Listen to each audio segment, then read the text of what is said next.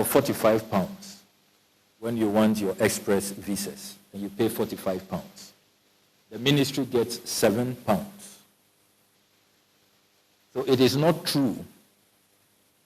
It was blatant and palpable falsehood that this ministry, we don't sign agreements or contracts with revenue sharing.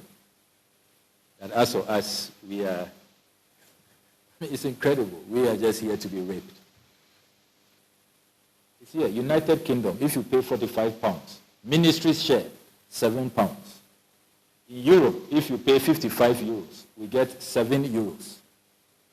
United States of America, if you pay $55, we get $7.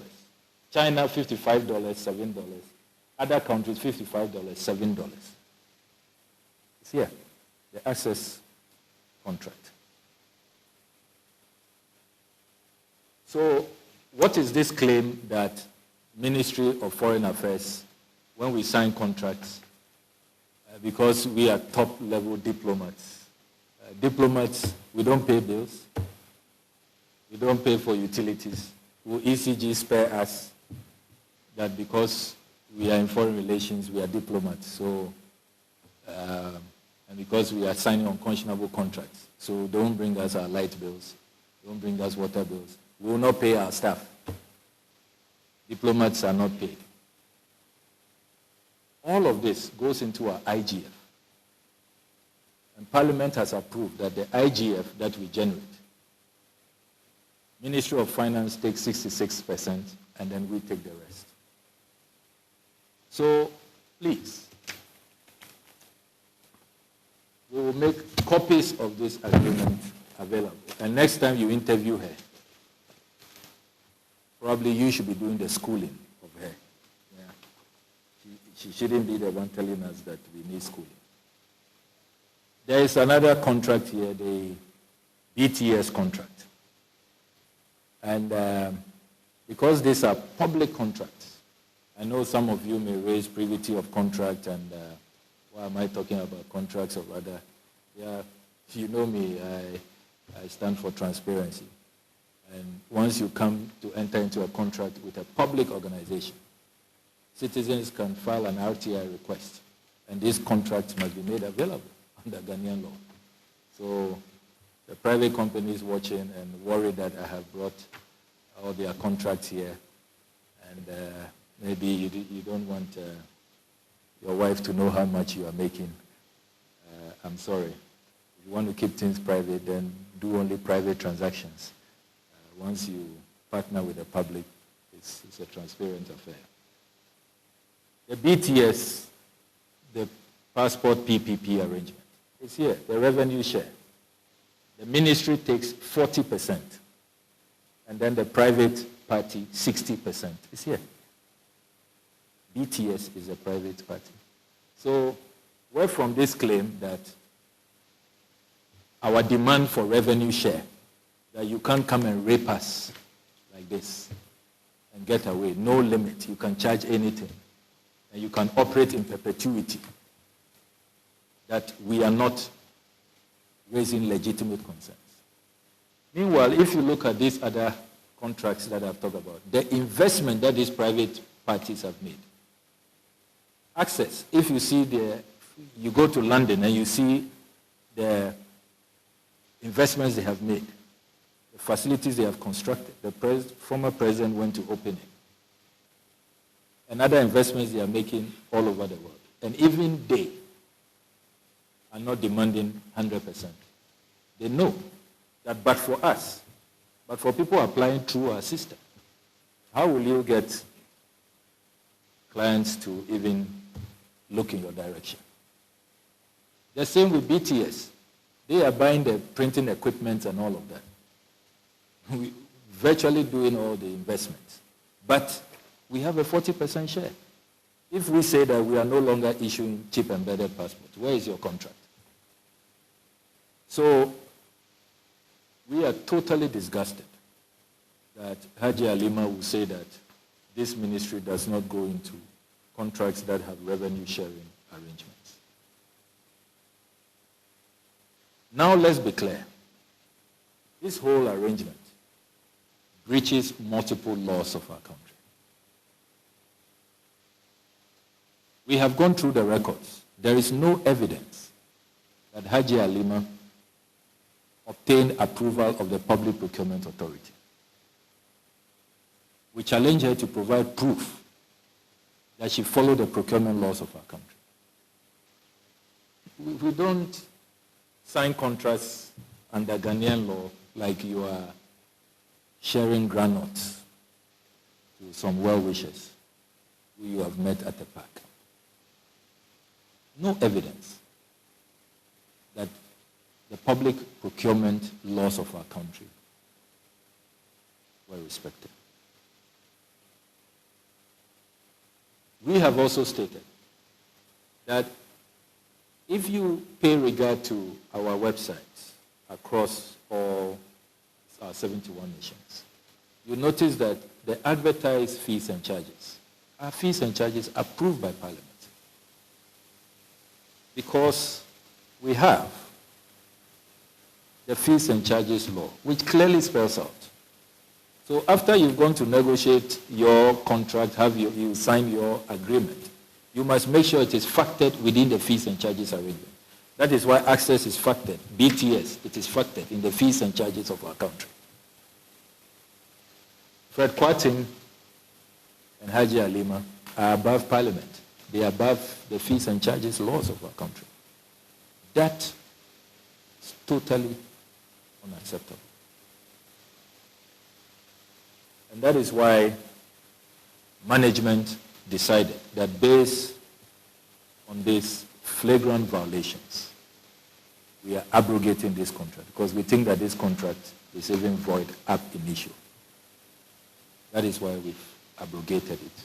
We are not respecting the terms of this contract. And we have written to the gentleman.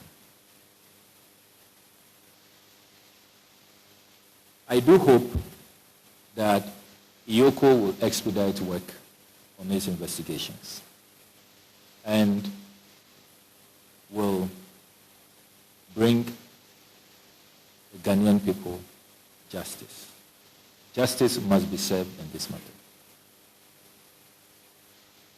I must also add that the ministry is investigating the terms under which Mr. Fred Kwarteng was engaged as a locally recruited staff. We have discovered very strangely that whereas his application letter was sometime in March 2017, he is holding an employment letter dated 12 December 2016. Fred Kwarteng probably is the first person in the world whose application for employment comes after he has been employed and after he has an employment letter. Really mysterious. And we are also investigating how come due diligence was not carried out. This is a gentleman who had no business being engaged because did not have the relevant legal status to even be recruited. And so if Haji Alima Mahama is inviting us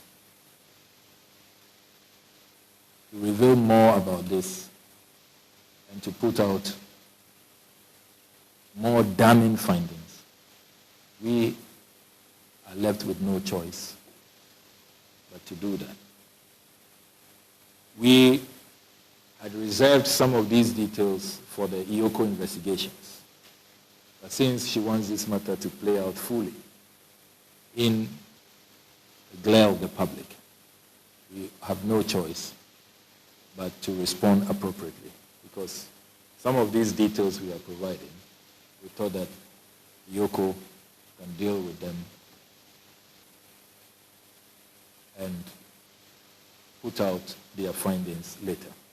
But she keeps inviting us with her very very dishonest, disingenuous media engagements. The final matter that I must respond to in this particular segment. Haji Alima has sought to question the figures that we have put out, saying that she doesn't know how the calculations were done. She should read the statement we submitted to Parliament. We pointed out clearly the traffic, the number of visa applications we receive every year. And we took out the share of FedEx and UPS in Fred Kwarteng's charges. So the profit is clear. It is even a conservative analysis we have done of $4.8 million. And we stand by that figure. It's a very conservative estimate because it's not difficult. All we had to do was to find out from FedEx, UPS, how much the charge is. We know what Fred Kwarteng was charging based on his own statements. And all you have to do is multiply that by the traffic. And we have the data, which we can share with you. Because we know the people in our system. We have to account to auditors. So it is not difficult at all. You can do the analysis yourself. It is not difficult at all. So I do hope that these engagements have brought clarity to these matters. And the disingenuous statements, the falsehoods being peddled out there, you can help to throw light and bring sunshine. People want to obfuscate matters and make this issue complex. It is not complex at all. It's a very simple matter. The laws that have been breached, the clear diversions. And you see, they disingenuously make statements like, he hasn't taken any money from Ghana. Ghana hasn't lost any money. It is people who came to make payments to Mr. Kwarteng. And then they asked, if they had made a payment to FedEx, to UPS, will we be concerned? First of all, how did he come by this contract? We have laws in this country. We have procurement laws. The naked conflict of interest. I mean, if we are going to be tolerating this, you work in an IT department, you work in this ministry, you see an opportunity, then you quickly go and register a company. Then you come to me, then I sign a contract with you.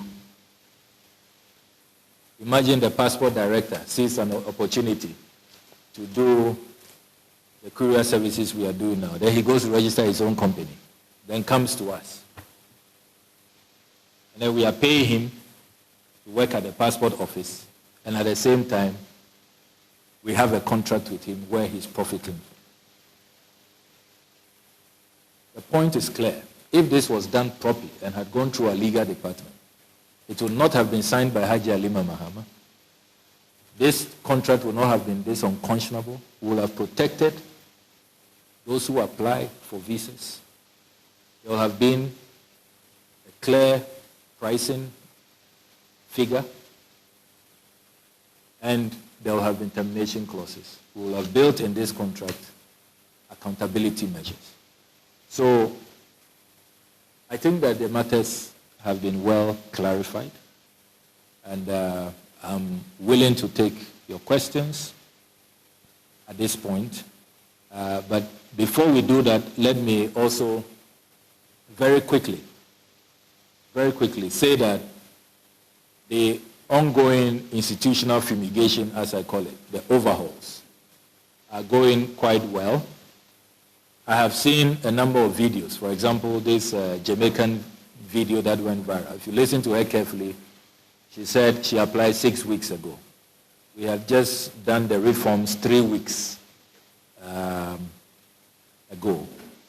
And so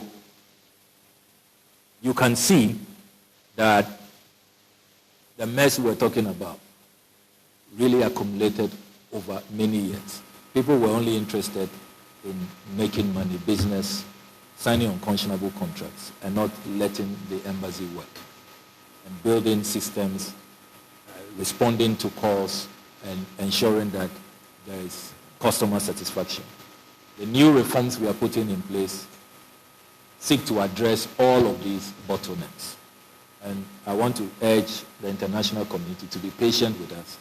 We are putting in place measures to make sure that all of these matters, which are really legacy issues, which we have inherited, we are going to address them once and for all. And indeed, we are addressing them. We are putting in place new systems that will allow for multiple calls to be received at the same time.